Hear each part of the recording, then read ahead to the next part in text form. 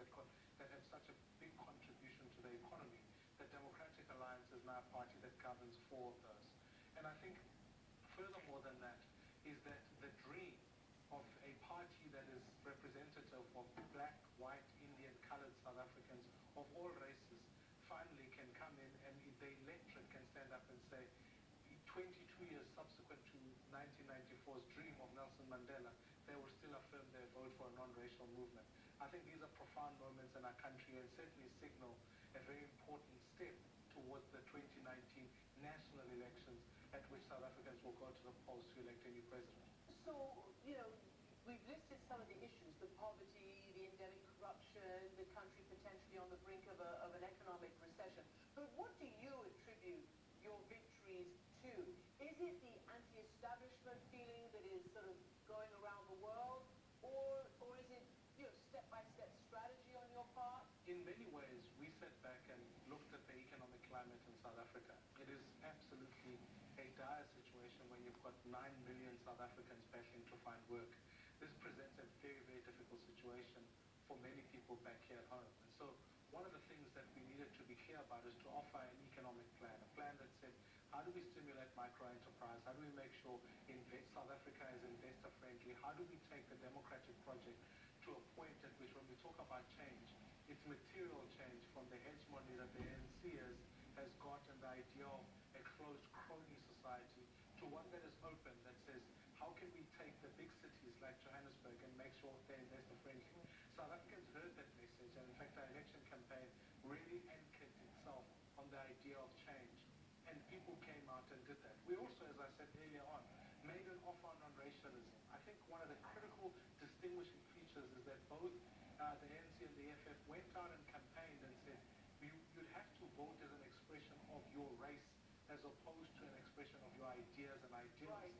And we took it and said non-racialism is still an anchor of our democratic project. Well, that was proven that many South Africans still have a great appetite for. Well, you raise an issue which the critics have been throwing at you, and certainly the ANC and others. They have said, actually, this party is mostly white. Yes, you are a black South African and you're leading this party, but actually it's not really for the blacks. So you've just sort of answered that, and the elections seem to have answered that.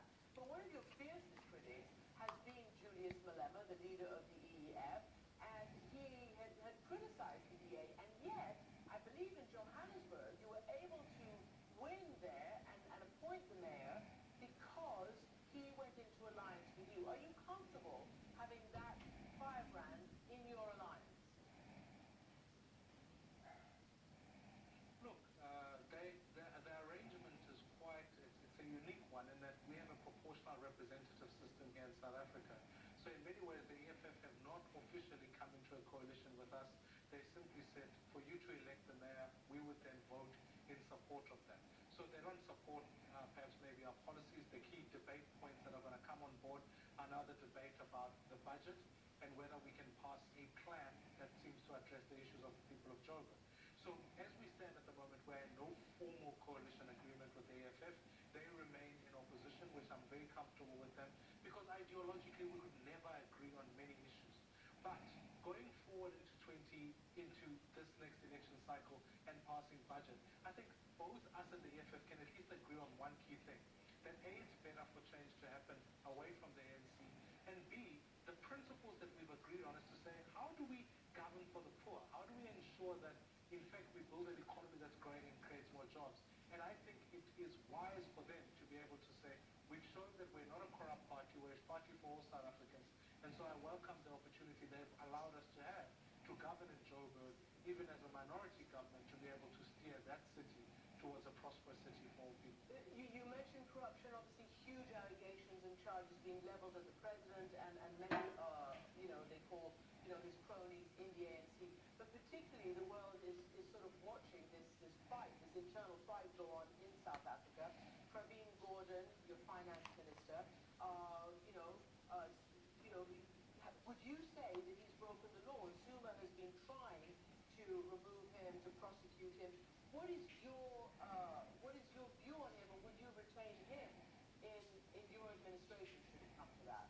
Look, our view is simply to say no one particular individual is above prosecution. No one has pronounced guilt on the finance minister.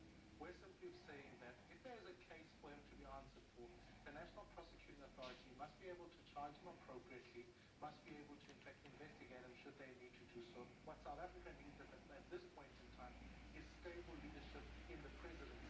So when it came down to a choice, it's very clear that you can't have a corrupt president at the top who's captured the state and is using state institutions to persecute people with prejudice. And therefore, we do need a strong change at the top to make sure we stabilize South Africa's economy going forward so that it becomes a place that investors globally can feel comfortable to be able to put their money into. When we come back, we imagine a